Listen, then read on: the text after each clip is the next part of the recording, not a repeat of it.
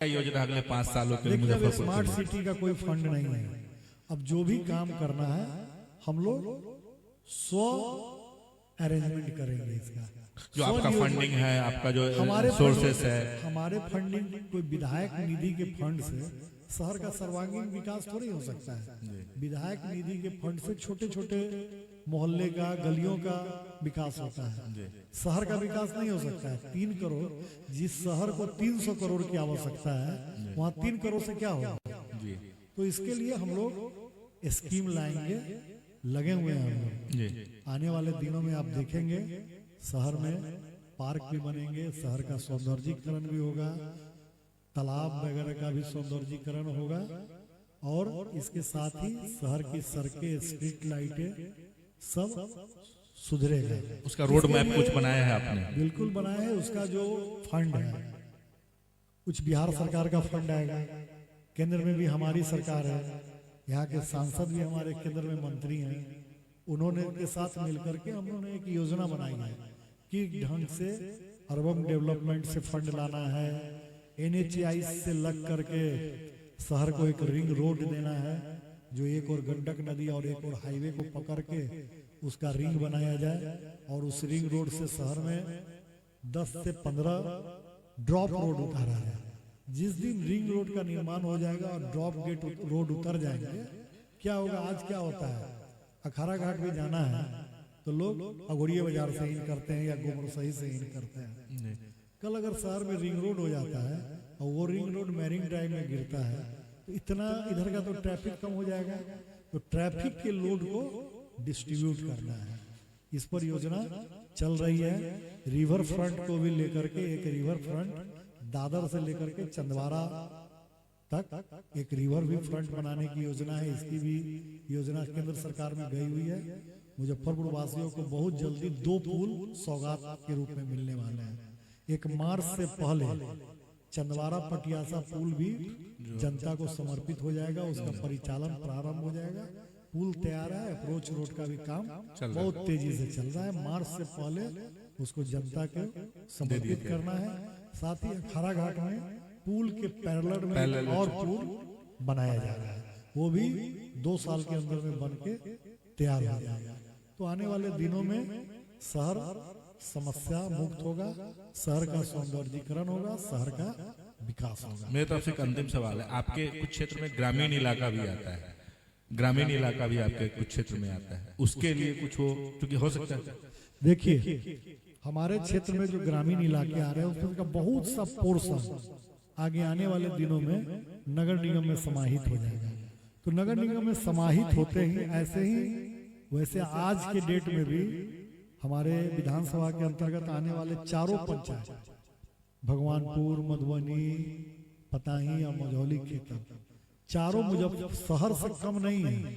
आप जाएंगे तो वहां भी बहुत ही अच्छे सुसज्जित ढंग से मकाने, सड़कें सब है, लेकिन क्या है कि उनको थोड़ा सिस्टमेटिक करना है। नाले की व्यवस्था, नाला नहीं है चारों पंचायत में नाला, क्योंकि अब शहर का एक्सपेंशन हो रहा है, तो उधर भी नाला बना करके उसको मेन से जोड़ना होगा। शहर के जल जमाव की समस्या जो है वो भी आपको देखिएगा इस साल अप्रैल मई तक में, जैसे ही हमारा जो ये 3 STP बना है शहर में, MIT, रोहुआ और दिगरा, इसको सबको इंटरकनेक्टेड करने का काम बहुत तेजी से चल रहा है। 4 सम्प हाउस बनाना है, सिकंदरपुर में बनाना है, अखाड़ा घाट स्विस गेट के पास एक बनाना है, एक लेप्रोसी मिशन के पास और नारायणपुर में बनाना है।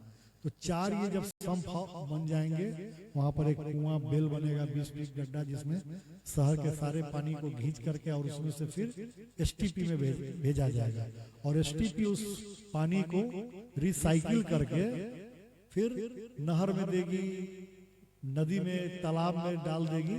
उससे क्या फायदा होगा? आपको बता दें कि दूसरे राज्यों में STP का जो पानी होता है वो बिकता भी है, एग्रीकल्चर में उसका बहुत यूज होता है। राजस्थान में STP का पानी लोग टैंकर के माध्यम से खेतों में पहुंचाते हैं, जिससे उपज बढ़ती है। तो आने वाले दिनों में आप देखिएगा, 1-2 साल इंतजार कीजिए, बदला बदला सा शहर आपको दिखेगा। युवाओं को जो अपने आपके क्षेत्र में जो युवा हैं या बिहार के युवा हैं उनको प्रेरणा के लिए कुछ आपका राय जो हो उचित वो दे अपने शब्दों में। जो युवा जो भटक रहे हैं, जो शिक्षा के अलावा ये यूट्यूब और इंस्टाग्राम के चक्रों में पड़े हुए हैं, उनको शैक्षणिक हम प्रबुद्धता कैसे दें, इस पर एक देखिए, इसको लेकर के भारत सरकार के द्वारा हमारे प्रधानमंत्री जी का ड्रीम प्रोजेक्ट है कौशल कला केंद्र। कौशल कला एक उन्होंने अलग कौशल कला का एक मंत्रालय बनाया, वो प्रधानमंत्री का एक ड्रीम प्रोजेक्ट है। प्रधानमंत्री जी का कहना है कि इस देश के नौजवानों को काम मांगने वाला नहीं, काम देने वाला बनना है। तो हर हाथ को काम देने वाला हम लोग हाथ खड़ा कर रहे हैं। और इसी में कहते हैं कि जब लोग कौशल कला केंद्र में जा रहे हैं, आज के बच्चे ट्रेनिंग लेकर के निकल रहे हैं, जिस चीज में इंटरेस्ट है उसमें जा रहे हैं। और सरकार के द्वारा रोजगार को आगे बढ़ाने के लिए बहुत सारी योजनाएं हैं। विश्वकर्मा योजना के मार्फत से अभी आपने देखा होगा, महिलाओं को भी व्यवसायी बनाने के लिए सरकार ने जो पहल किया है, ये बहुत ही प्रशंसनीय है। तो सरकार हर दिशा में हमारे नौजवान, हमारे युवा गलत राह पे नहीं जाए। रोजगार मुखी शिक्षा, रोजगार मुखी शिक्षा पर भी सरकार का बहुत जोर है और चालू है। देखिए, आने वाले दिनों में आप देखिएगा हर लोग काम में आपको लगे मिलेंगे। चाइना जैसा आपको भारतवर्ष में भी प्रवृत्ति देखने को मिलेगा कि हर आदमी अपने अपने काम में लगा हुआ है। हर घर में अपना एक स्मॉल स्केल इंडस्ट्री चल रहा है, कोई न कोई हर चीज का निर्माण कर रहा है। तो यही तो परिकल्पना है 2047 का। हम लोग जो बात विकसित भारत का क्या मतलब होता है, विकसित भारत का ये मतलब होता है कि हर क्षेत्र में विकास करना है। उसमें कोई बेरोजगार, जिस दिन भारत विकसित भारत हो जाएगा, यहाँ कोई बेरोजगार नहीं होगा, हर हाथ को काम होगा।